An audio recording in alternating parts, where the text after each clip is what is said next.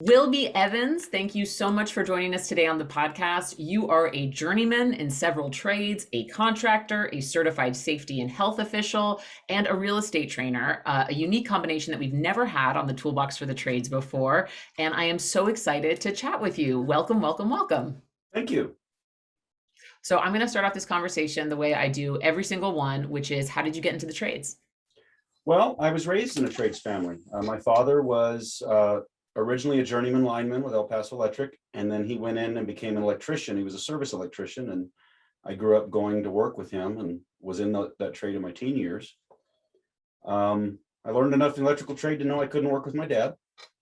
So I ended up right out of high school going to work as a pipe fitter's helper with my uncle, who was a pipeline welder and working in a refinery. And I did that all the way up until I got into the fire department in El Paso, which is what I wanted to do. I was injured on the job. Very brave. I was playing volleyball at Central Fire Station, but it was enough to end my career. So I went back to the mechanical trades and pipe fitting and have stayed in it ever since. So I've got, this year will be 30 years in the mechanical trades, and then growing up in the electrical trades with my dad. That's awesome. And just for clarification, would you mind sharing the official titles that you go by today and which companies you work for? So I work as the safety and training manager for Albuquerque Plumbing, Heating, and Cooling. We co-own together a consulting and education firm that we use to teach outside of Albuquerque Plumbing called the New Mexico Building and Home Safety Alliance. In fact, you've attended one of the trainings we put on. And so I'm the managing partner for that. And then I am the president of the Southwest Training Alliance, a not-for-profit we started up this year with the same purposes. And the idea is, since we have such a need for training in the skilled trades and workforce development out there, is to be able to apply for grants. And we're in the process of applying for a 501c3 application so that we can do so and try and deliver training in areas that might not otherwise be profitable or not being served. I love that. So obviously training, a real big passion of yours. I would like to know, what was the pivotal moment in your career that really got you passionate about safety and training within the trades? I'd have to say the first time that when I was a firefighter, I responded to a number of workplace accidents. And the first one I responded to, a gentleman basically had the bucket from an excavator machine buried in his shoulder and down into his chest. And I had grown up around a lot of practices and had previously been in the trades, not paying much attention to safety. And it suddenly became very, very real to me how badly hurt people could get in the workplace. And then just responding to any number of accidents in the home or accidents in general, the general public, it made it very real that this is real. People really die. People are badly, badly hurt. And that made it very real to me. And when I went back into the trades, that just became a big part of my interest. I felt that not just for safety, I also began to understand that what we do in the trades protects the public, not just for safety for our guys working, but what we do has a huge impact on public health and safety. If we do our jobs incorrectly, we can kill people in the mechanical and electrical trades. 100%. You referenced the training of yours that I attended at the Southwest Training Alliance, which was a training specifically for real estate folks who need to know that when you're working with real estate, you should always verify that there are permits and licenses and official documentation that says that the contractor you're working with is trained to do the type of work. And one example that you gave that just really hit home for me was this giant explosion that happened in New York City, which is my hometown. Could you talk to me a little bit about what that situation was? Share with our audience about what a devastating impact that particular situation had for the residents of this one building. So there was an explosion in downtown Manhattan, and I think that was 2015, I believe. I was in New York. I happened to be in New York. When I see news reports around the country of different things happening that I suspect was related to poor workmanship or maintenance in the building, I will track them and And if I ever get to find out the results, then I use them in my training. And this is one that I was able to find out the results. So there was a pretty good size apartment building, maybe not large by New York City standards, but by anywhere else. And the downstairs had a restaurant in it, and other businesses like is common in those cities. And in the basement, there were people doing work trying to tap a gas line that weren't licensed. They were doing so illegally.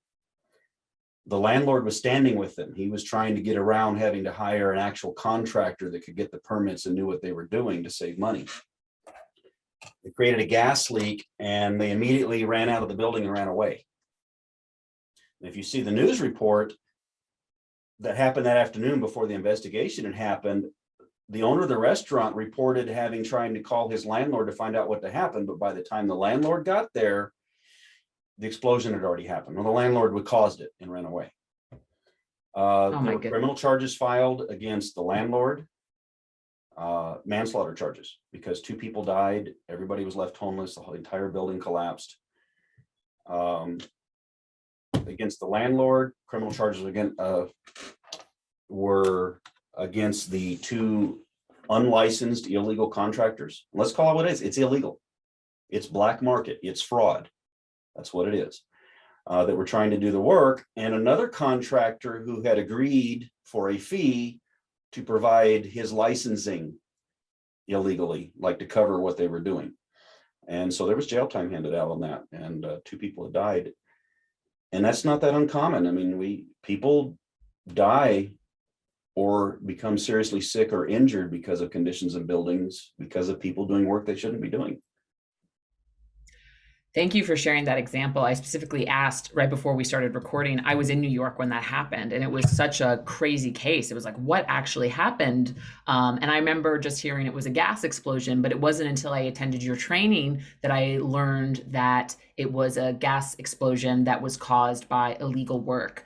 And I think that those consequences are why your role as a safety and training manager and the work you do at SWTA is so important to the trades.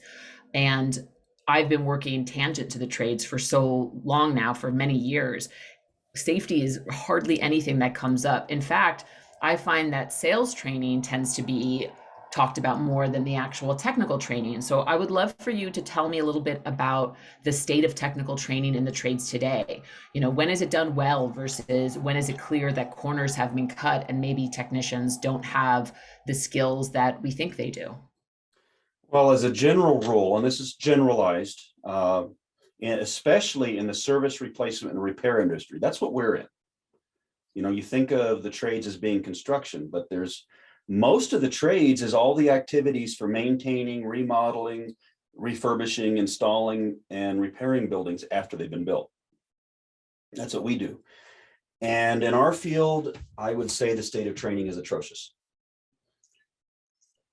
There was a time when almost anybody that got into our field had to have spent time in a classroom. I think the best way is a work study type of situation, where like an apprenticeship, where you're going to school several hours a week and you're working in that field as you work through that. But somewhere along the line, companies started trying to shortcut that. Well, I'll just train them on the job.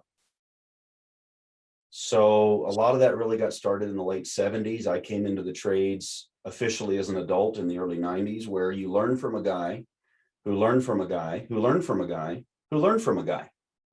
And we've lost a great deal of trade knowledge. And along with that, we're creating environmental problems, energy efficiency problems, and we're creating public health and safety hazards, because most people that come in to interview with us claiming years of experience oftentimes don't have a basic fundamental grasp of the sciences behind our trades or how they work. And that's dangerous. That's very dangerous. One thing you said to me when we first spoke was that experience does not equal skill. And that just hit home for me. Can you elaborate on that a little bit, especially in regards to what you've seen at Albuquerque and trying to hire technicians on the team and evaluating where their skill level is? Well, oftentimes, you look at someone's resume, or they'll claim in an interview, how many years they've been in the trade. somehow, and we tend to think, oh, experience must mean then that they know what they're doing. If they were never properly trained to begin with, then their experience doesn't mean they have the skills they need. They may have been doing something for a very long time incorrectly. So experience does not equal skill. It could if you're practicing the right skills and you're learning as you go. Experience really only equals time. And we've seen again and again people who have had decades of experience that lacked fundamental skills. And the skills that they did have were basically workarounds, not doing things correctly. You know, I've had people come in the trades of 20 years in the trade. You know, I'm in the HVAC, you know, I'm licensed in plumbing and in HVAC, and can't, for those of the HVAC folks that might see this, you know, can't explain fundamental principles like what's subcooling and superheat. That's first year apprentices, and these are 20-year vets, don't understand it. And I've met plenty of guys that are installing furnaces and do not understand how to adjust the gas pressures or derating, which is something you have to do when you're at altitude. We're at 5,000 feet. Guys that have no idea that they're supposed to do that, but will claim because they've been doing it for so long, they know what they're doing. So this is all, you know, equally informative and terrifying. For any owner or service manager out there, any leader in the trades who may be thinking, oh crap, I mean, I've always thought that experience equaled skill, or X amount of years in the trades meant this person knew what they were doing. What's a good way to assess that a new tech you're bringing into your organization has the skills and knowledge needed to provide service safely? Well, one of the tools we use, we will sometimes do a test, a written test of some folks, but we began to start finding that most folks couldn't even pass the tests that we were giving them. The majority could not. But we do use, we're a member of the NCCER, National Center for Construction Education and Research, and we are a testing center, so we can provide tests to see where someone's at in their trade. And we found most people couldn't pass the tests. That is chilling.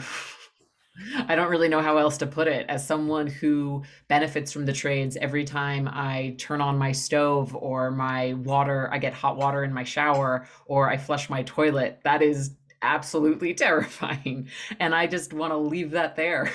Well, I'll give you a real life example. You've got hot water. So for someone who is a homeowner or a tenant, as far as you know, then it's working right, correct? Yeah. So I've actually I had to do the death investigation for a friend of mine who's now also one of our partners in the SWTA. We figured out her mother was killed by chronic carbon monoxide poisoning from an improperly invented water heater from some guy she hired. Took her 2 years to kill her, and we didn't figure it out till after she was gone, because she was already in her mid-80s. Chronic carbon monoxide poisoning has symptoms very similar to flu and other symptoms that someone of an advanced age may also show. Doctors rarely check for it unless it's like, you know, somebody called 911 and this happened, and, you know, we had people passed out. Figured out that she had been slowly poisoned by this water heater that was installed in her house. And I've done a number of those types of carbon monoxide death investigations. So just because we're getting hot water, or we turn on the thermostat and we have heat, or we turn on the lights and we have light, does not mean that that building is safe. If someone with the lack of the correct knowledge and the correct skills has ever been working on that, and most buildings has people like that working on it. You know, we all know those three guys. We've all met them. Some of us have hired them. Some of us have been related to them, and some of us at some point in our career have been one of these guys. Billy Buttcrack, Johnny Lunch Bucket, and Chuck in a Truck, and they're doing all kinds of work everywhere, and they claim they can do everything. Well, they create a lot of dangerous situations without having the correct job knowledge. Yeah. So, I mean, I can't, I need to apologize to our listeners, because I'm just going to have moments of just like shock, and I'm just going to have big emotional reactions throughout this entire conversation, Willby. So I hope you'll bear with me. But let's talk about Okay, so we've established there is an issue with training. There's an issue with not being properly trained in these skilled trades, and that not being properly trained can result in injury, death, really high stakes here. What are the best options for folks who need training in service and replacement, the kind of trade that you and I, are very close to, and also about those who are looking to get into maybe new construction and commercial? Well, there is more training for new construction and commercial because most of the community colleges and existing apprenticeship programs focus on that, which oddly enough, though, the majority of the trade is not in new construction, but that's where all the focus is. It's everything we Yeah. do for the rest of the life of that building in that building. That's where most of the activity happens. Maintenance, repair, replacements, installs, remodels. Uh, I have found very useful the NCCER program, which is the National Center for Construction Education and Research. They provide the textbooks and everything else if you want to have your own in-house training system. If you're installing specialty equipment, most of the manufacturers put on very good training for their equipment.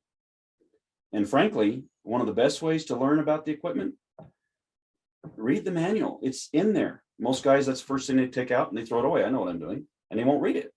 Everything you need to know about how to install and adjust and the safety things is in that manual. And many owners, don't get me wrong, it doesn't mean that all of us owners have always been fully knowledgeable. I owned my own mechanical contracting company from 1999 to 2015. And I routinely had to check what I thought to be true and found out that I had been doing something incorrectly. We have to be humble enough ourselves as owners and managers with many years of experience that maybe what we hold to be true today is not. So that we become lifelong learners, make the best decisions we can today with what we know, but be willing to adapt and humble enough to set the example for people also working for us that we're willing to accept new information and adapt. We have to change that culture. I love that. And I really want to get into the culture of humility in a moment. But before we even get to that, the reason I was introduced to you is I'm actually in the process right now, we're recording this a bit early, of developing a webinar for ServiceTitan that is all about what avenues shops can take to grow their own techs. We all know there's a technician shortage out there. We all know people are leaving the trade. More people are leaving the trades than are entering. And one solution that Albuquerque has done is you guys have developed this giant training school where you are basically growing your own green techs. So I was wondering if you could tell us a little bit about how you developed that school, that training program, and what lessons you learned in the process of doing that. Well, we knew we needed training.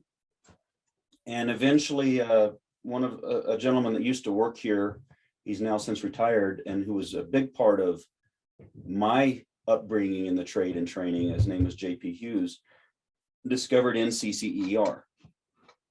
And we found that most non-union training programs are using their curriculum.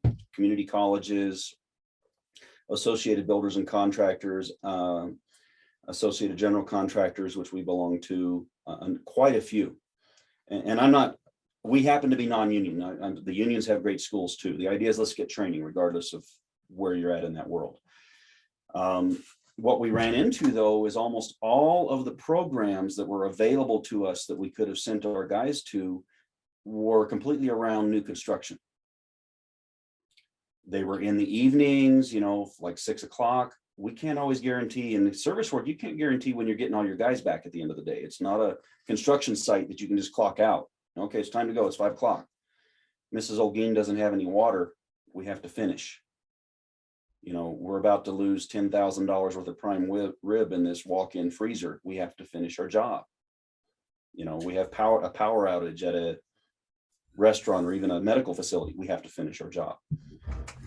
So we realized we needed something in-house. And so we joined NCCER, and then we went ahead and went through the process to the New Mexico Department of Workforce Solutions. That's our version of Department of Labor, to become a registered apprenticeship meeting Department of Labor standards. But we tend to have more of a focus on service. We do train the basic skills, but we give real life examples of what we're dealing with every day. And then our technicians, our apprentices are working in that field every day. We also meet at 6 in the morning. 6 a.m. to 8 a.m. 2 days a week.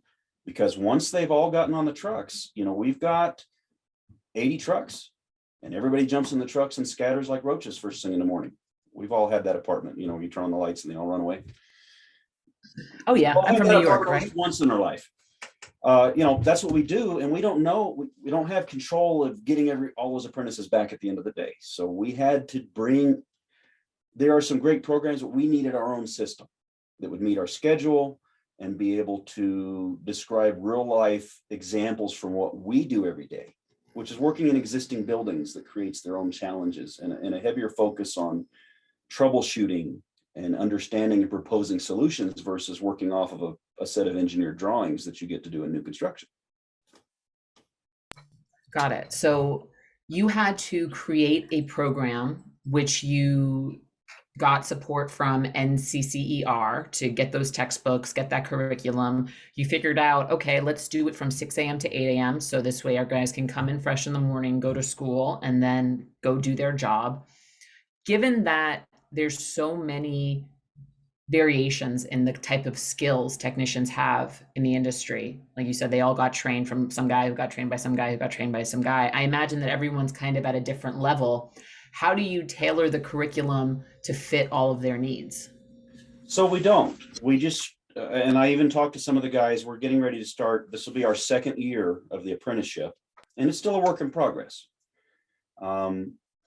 We've got guys coming in that have already been in the trade for 5 years. And the way we brought that to them is says, we know you already have some skills. We've seen it in the field. But we also know that because of the way you came into the trade, you probably have gaps in your knowledge. It's free school. All they have to do is pay for their books. And you'll get to fill in things that maybe you missed, you didn't realize you didn't know. And they're like, fine. So rather than try and adapt, we can test them and decide, okay, I think you should be at a second or third year, but we're finding even experienced guys have been in the trades for years. They hit construction math and they never had that before. And so that's how we kind of sell it. Look, if you're brand new, fine. Never done anything, that's great. If you've already been here for a while, let's be open-minded about maybe some of what knowledge you have isn't correct, and you've probably missed some training that you needed. And so I've got one guy coming in, first-year apprentice, that's been in the trade for 7 years. And he's starting out. Now, we don't hurt them on their pay. Hey, just because you went in the apprenticeship, I'm not going to bust your pay down. But he's going to take advantage of that free schooling. And he says, I want to learn stuff I didn't know about. Got it. And what does graduation look like? How do we get to the point where we feel this technician they're up to speed in terms of technology and safety, and the year that we're in, we're ready to let them loose or ready to graduate them? What does that look like? Well, we haven't gotten there yet because last year was our first year, and we have 2 tracks. We have an HVAC track and a plumbing track, and they're both 4-year programs. Oh, dang. But just because they're in the apprenticeship does not mean that if they demonstrate the skills in the field that they can't be promoted on the other side. If they're demonstrating the skills, or they can't be allowed to begin to do some work on their own.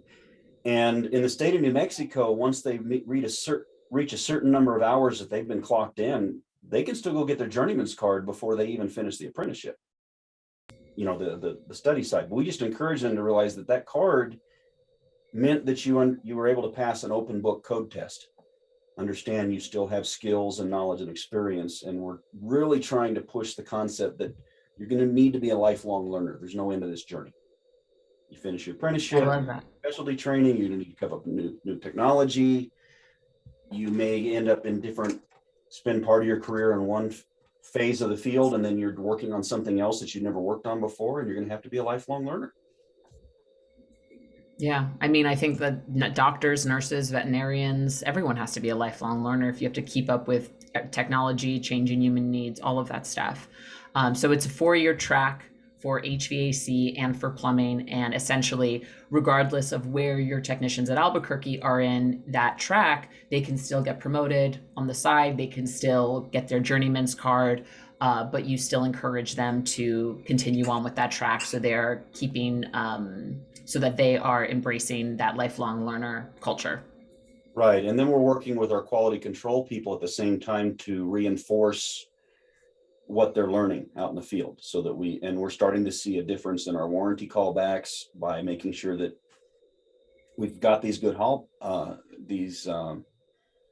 habits in there. And then parallel to our apprenticeship program and all other training, we are doing a great deal of safety training and building that into our quality control systems out in the field. And we tell the guys, if you're not skilled in safety, you are not skilled in your trade. And we work to make them parallel. One should not exist without the other. And I explained to them, workplace safety is to keep you safe while you're there. Your job skills and knowledge is to keep all the people who ever live and work in that building for as long as it's standing, keep them safe. I really like that outlook on the importance of safety training, because I think people tend to be, no one thinks it's ever going to happen to them, right?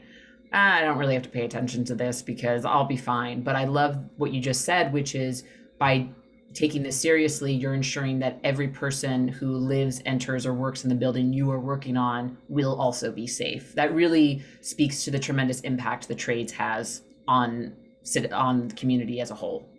Talk to me about the quality control people. So what does that look like? Do you have dedicated people at Albuquerque who kind of go out and do quality control on odd jobs? What does that look like?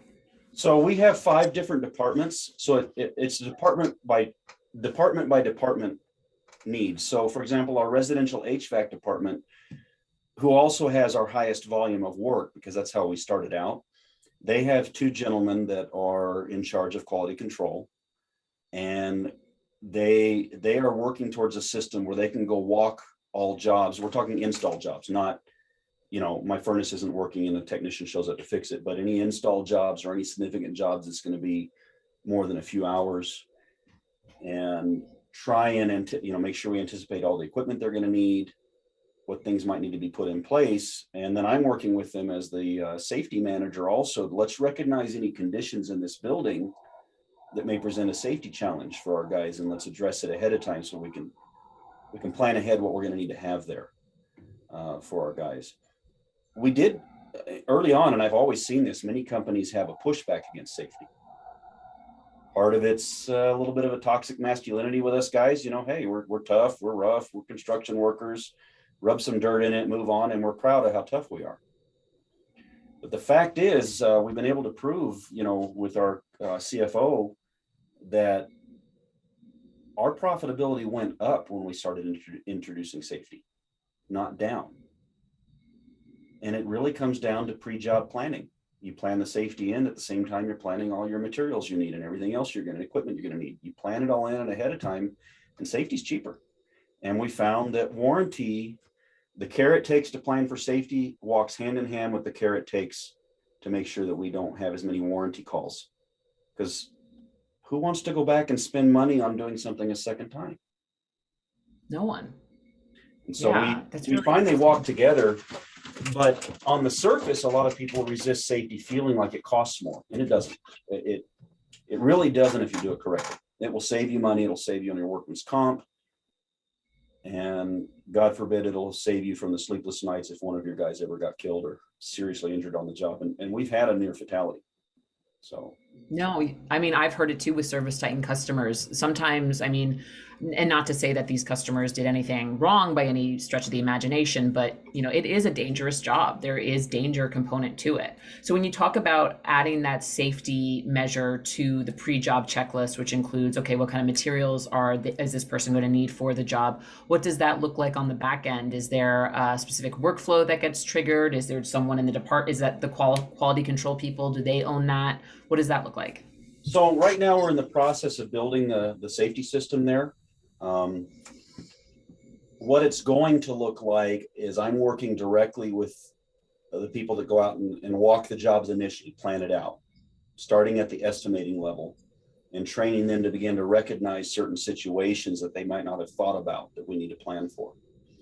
One of those areas that now we have, and I got a lot of pushback initially when we instituted, is, hey, if we're going to be doing a crane lift at a family's house, we get the family out of the house. And guys, we can't get our customers to do it. We can't tell them to get out of their house. Watch. So far, customers think it's great. Guys, we just want you out of the house for a minute. Let's get you and the kids out. Why don't you watch the crane lift over here? And they love it. And we say, this is for your protection. And the customers love it. They eat it up that we're trying to protect them. Once in a while, we run into a customer that doesn't actually care about safety, and they'll be ugly about it, and we just don't work for them anymore. You know, I've had Yeah. customers calling and screaming and yelling because we're not going to get on the roof in 40-mile-an-hour winds, and we just don't serve them anymore. But most customers we found are very, if you can explain why, not that's the rules, but don't tell safety, sell safety. Don't tell quality, sell quality. Don't tell building codes, sell it. This is for your protection. This is for your health. This is so your system works better. This will give you maximum efficiency. They love it if you can explain it correctly. But if you go, well, we have to do this because the OSHA and the stupid safety rules, then the customers get the same attitude. Safety sells if you know how to explain it. It's so interesting because it does go very hand in hand with the sales training that I've talked about a lot on this podcast, which is you have to sell the value of these different options. And it looks like you have to do the exact same thing for safety. So just to recap, because this is all very new to me, and I'm sure there are some listeners who are also like trying to keep everything straight. So we have your HVAC and plumbing tracks that are 4-year, and this is just basic skills training in the trades that most of your technicians have missed because of the flawed training system within the trades. We also have this safety training block. It sounds like we also probably have new technology training in regards to manufacturer stuff as well. All the manufacturers provide training, and I just wanted to add that the one issue in the service industry is that safety is almost completely ignored with almost anyone I've ever dealt with in the service industry, and that's what we're in. We're not in construction. I have literally been in different classes over the years with hundreds and hundreds of different safety professionals, never met one out of my industry. And if you look at some of the injury statistics, like out of National Fire Protection Association, we are one of the industries with the highest injury rates. In fact, for electrical industries, the service replacement and repair industry is #1 for electrical injuries. But most of us, OSHA doesn't follow us around because we're running around in little one-man trucks all day long. And I even know large construction companies that have a safety department that also have, say, a service department on the side, never touch the service guys, never go over there unless somebody has an accident. And no, I've never found anybody that's really working to figure out the unique safety challenges in the service replacement and repair industry, where we're going into all kinds of different buildings with all kinds of different conditions. You know, it's a custom safety problem every 20 minutes. And not to mention, you know, if you're going into a home that someone just bought that had a unit in it already, you have no idea who worked on that unit before. There's a bunch of different hands that could be going in it. So there's all of these different factors that play into how there could be a real safety issue within service and replacement. Yeah, not just for the customer, but I've seen very dangerous electrical circuits before installed by previous people. I've shut down a piece of HVAC equipment before with a disconnect, thinking it's shut off, only to find that someone bypassed the electrical disconnect and there's no way to turn the power off to it. And that's Billy Buttcrack's been working in there, thought that was a good solution to solve, you know, a problem. I've seen customers with fires get started in the wall because somebody didn't run the electrical circuit for the HVAC equipment correctly. They piggybacked on the dryer circuit, things like that.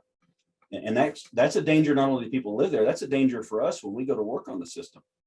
You know, electrical shocks and things like that, because I've seen bare wires hanging out in an attic. And we have to be able to watch those. It's pretty bad. Whew. All right, so backtracking a bit. So we have our general skills track, our safety track, our manufacturer training. For anyone listening right now who, I think Albuquerque has about 130 employees, something like that? Yeah. That's for anyone, right. And that's double what we were in 2016. So we've been on a fast growth track. So for anyone who's listening who maybe only has 20 employees or 5 or 50 or 300 and are like, oh, I don't do this at all, what would you say to someone who is listening to this and is now like, oh crap, I don't do this at all. I probably should, but it just sounds so overwhelming. I don't even know how to get started. Well, I think we have a unique opportunity right now in our bond as ServiceTitan members to maybe come up with unique solutions within the ServiceTitan family. I don't know all, I remember being that 4-man company. Maybe we can, and this is just, I'm throwing ideas out there. Maybe we can start coming together. It's the reason why we started the not-for-profit and the other company.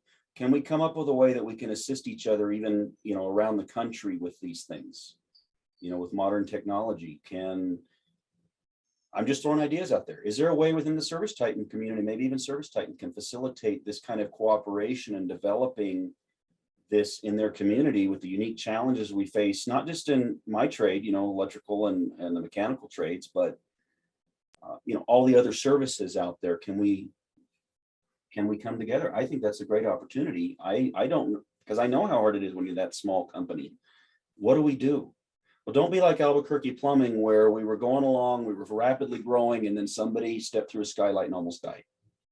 Don't wait for that to be your oh poop moment. Let's start building it in from the ground up early, safety and training, and let's help each other find resources. And again, just calling back to what you said before, safety equals better profitability. Less warranty calls tend to be more profitable on jobs. So it's worth it. You've seen the results firsthand that when you invest in safety, it pays off in dividends. So let's talk a little bit. I actually love that you mentioned, like, let's help one another. What happens when, say, you have an apprentice who's in your program, and I know you only have 2 tracks, or you're only on 2 years. What happens if you get someone in your program and they either, one, decide to leave the trade entirely, they're like, this is not for me, or they go work for one of your competitors? If they decide, because this isn't for me, then they have a right to, take care of themselves. I just had that happen with my son. He's been in the trade. I raised him in the trade, and he says, I'm not sure I want to do this. And he left. Okay. If he goes work for my competitors, great. Stronger competitors makes us stronger. Would I rather be competing with another competitor who wants to do the job right and is bidding correctly, or compete against Billy Buttcrack that barely has a sign on his truck, is going to do the job wrong, create a danger, and undercut us on price, not because he is more competitive, but because he's going to do things that's going to endanger that customer? I'd rather my competition be just as strong. That whole idea, we have a saying here at Albuquerque Plumbing, and it's our mission statement. It is the pursuit and commitment, the relentless pursuit of and commitment to excellence for our Albuquerque Plumbing family, one, our customers, and our industry. Our industry needs to be stronger too. If I have stronger competitors, and I mean stronger because they want to do the job right and they're training their people too, great, because some of their guys are going to want to come work for me. I want them to be well trained. On that level, I would welcome my competitors being better, and I don't mind helping them. I think that's a great attitude to have. So if we have any folks listening right now who aren't owners, who aren't already in the managerial parts of a service organization, say we have some techs listening, some new techs who are like, oh, I didn't even realize that this was potentially a gap in my skill set. I want to learn more. What would your advice be to them? Look in the area that you're in. If your company doesn't have that, you might even have to invest in some of your own training. When I was a technician and I worked for guys that didn't believe in training, I watched at the supply houses, when they were, I asked, when are you having training? And I would attend the training, and I would arrange to get the time off. At times I paid for training. I had to for myself. I considered an investment in myself. And I went that route and this was the days before YouTube and, where you can get on a company's website and maybe watch some of their training videos. But I did that constantly. I was in every training that I could find, and many of the supply houses have that kind of training. I would caution you, though, to be careful about getting training from some guy on YouTube that's showing you how to do something, because that might just be Billy Buttcrack. Try and get training that's coming from reliable sources and manufacturers. Got it. And again, NCCER is a resource that you found very helpful, and we'll list that resource on the website of this podcast and in the show notes. I think that's a great answer. Let's start wrapping up this conversation and talking a little bit about culture, which you mentioned before earlier. You said that we in the trades must be lifelong learners. How do you cultivate that type of culture within an organization? I think it has to start with owners and managers first. Their ability to be humble and show that that's important to their guys. I think also in how we treat, and I say guys, but there's a lot of women in the trades, and that's increasing, which is good.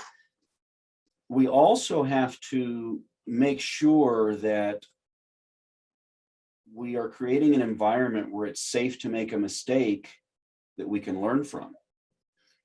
All too often, guys will stand around bragging and they talk about this and that and how that person's a stupid string of dirty words after that, rather than being willing to own up to their mistakes. And we have to show that it's a safe environment to say, I don't know something. And also in many organizations, there isn't a safe environment to admit that you lack knowledge or training in an area. You'll be punished for it, or someone else is gunning for your job or your promotion, trying to make you look bad. We have to create an environment where it's okay to not know, within reasonable limits, clearly, but it's okay to be lacking a piece of information and need help.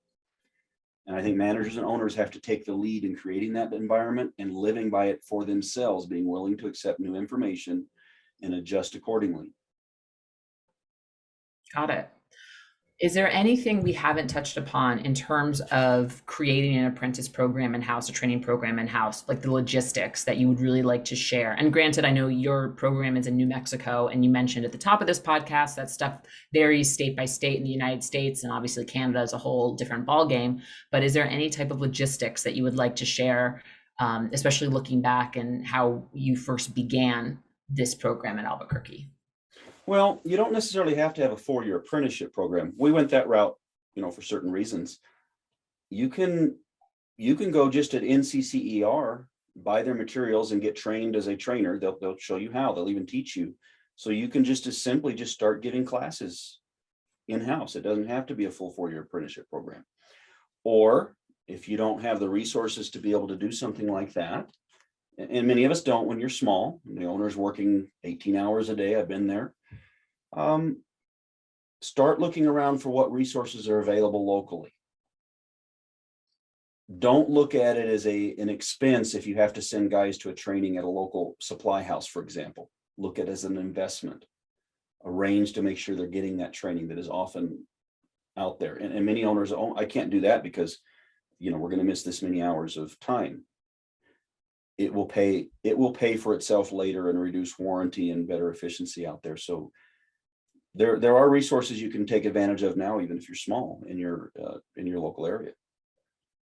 Noted. Yeah, and again, just thinking about it as an investment, not as a expense in the moment. Any other safety PSAs you would like to use this platform to share? I know you've got a ton of them. Any other anecdotes that you would like to share, personal stories? Because, man, Willby, I just can't, this has been such a delightful conversation. Again, terrifying, but delightful, very informative. And I want to give you the opportunity to share something with our audience that you would like to share. Well, you mentioned that story to me a few days ago about the truck driver and his family that all went to the hospital. Yeah. I investigated an incident not that long ago. Family had just bought a house. There was a real estate broker who was buying houses and flipping them. And she had her guy, I think it was Johnny Lunchbucket, claimed he could do everything. And this guy installed a new furnace in the house. So there is a local hardware store that sells furnaces. I don't believe you should be able to sell furnaces to somebody without a gas license, but they will. And he put the furnace in. He did not understand the sizing of the furnace. He didn't understand the fresh air supply. We call that combustion air the furnace needs. And so the furnace immediately started overheating. He knew just enough to be dangerous. And the way he got around the furnace overheating and shutting down on the overheat, locking out the control board, he disabled the sensor, bypassed it. About 4 weeks later, after the family had moved in, we get called in and grandma is very sick. So this is a family of a single father who's an over-the-road truck driver. So he's only home on the weekends. Grandma, his mother, takes care of the kids during the week. Kids ranging from 11 to 4. Grandma's very sick, and so's the 4-year-old. I examine the furnace, immediately note that he's bypassed the safety. She says it keeps overheating. It smells like it's burning. I did a carbon monoxide check on it, and the flue gas readings were 800 parts per million plus. Very, very high. And I was getting carbon monoxide just coming out of the vents. What he'd done is he overheated it so badly that he cracked the heat exchanger. So now the flue gases are able to flow right into the regular venting that's coming through your house. Grandma and the 4-year-old were very, very sick, being exposed to that all day because they were at home all the time. The elementary school age kids were pretty sick, but they were getting fresh air during the day, and dad was only getting headaches on the weekends. We immediately got them all into the hospital, and I assisted as an expert witness on that case, but they almost killed that family. And I've been involved in 3 different death investigations now in the last few years too, that involved a death with the same type of thing, somebody doing things. So guys, if we do our job right, we save more lives than firefighters and rescue workers. We'll never get a parade, but understand how important what we do every day is to all the mothers and fathers and sisters and aunts and uncles and our babies out there that are living and working in the buildings that we're responsible for. We have a huge impact on society, and we can also create enormous public health and safety issues. So take that seriously. That is a phenomenal way, heartbreaking story, phenomenal way to end this interview, Willby. Thank you for sharing that. I again want to just say that I think this topic is so important. And when I was first introduced to you from Vanessa, owner of Albuquerque, I was like, yep, we need to talk about this. And I just thank you for sharing your expertise on the show. I have a few rapid fire questions that I didn't give you beforehand. Do you mind doing them right now? Sure. All right. I don't know what's going to come out of my mouth, but okay. I kind of prepped you for one of them, but all right. First thing, how do you take your coffee? Black. If you could have dinner with one person, dead or alive, who would it be? Oh, my wife, definitely. I love date night. What's the number one thing you're trying to learn more about right now? Right now I'm studying for my electrical contractors exam. Oh yeah, that's right. When is it? I'll probably sit for it in November. Nice. All right. Good luck. If money weren't an object, so you had unlimited resources, what's the first thing you would do? Build a bigger school. What podcast or book recommendations do you have for the audience? Well, one I'm really enjoying right now is Leadership BS. Who wrote that? That is written by Jeffrey Pfeffer. We haven't gotten that. We haven't gotten that recommendation before. I assume it talks about all the BS things on leadership that are already out there that don't really work. Well, a great deal of it is selling the feel good. You want to be inspired, but that doesn't, and that's great. Inspiration is wonderful, but it doesn't make any real changes. And so he goes into a lot of that sort of things. I've been heavily influenced by the book The Goal by Eliyahu Goldratt. It introduces the theory of constraints, which we follow here at Albuquerque Plumbing, and another book co-authored by the same author, the one I just showed you, that I think is just a wonderful book for any business owner, anybody thinking going into business, is called Hard Facts, Dangerous Half-Truths and Total Nonsense. And it's the idea of managing by actual evidence. We often manage by our gut feelings or things that we hold to be true that may not be backed up by evidence. Got it. I definitely need that, 100%. 2 more questions. I think I know the answer to this first one. What's your most controversial opinion about the trades? Safety, I think, is the one that is the hardest to get people to buy into. Yep. What's the number one thing every contractor should do to run a successful business? Learn to understand financials. 100%. Yeah, I didn't realize. I mean, I kind of knew that. Normally, we talk about if you were an owner, you owned your own business. We talk about lessons learned and that kind of stuff. But I really wanted to focus this on safety. I didn't realize that you were in business for almost 17 years on your own company. That's awesome. Yeah, it regardless of how good you may be at your skill set, if you don't really understand business and accounting and your cash flows, truly understand them, that will be what kills you. Yep. Willby Evans, thank you so much for giving me some of your time today to share your message about safety and training with the Toolbox for the Trades community. Cannot thank you enough. Thank you for having me.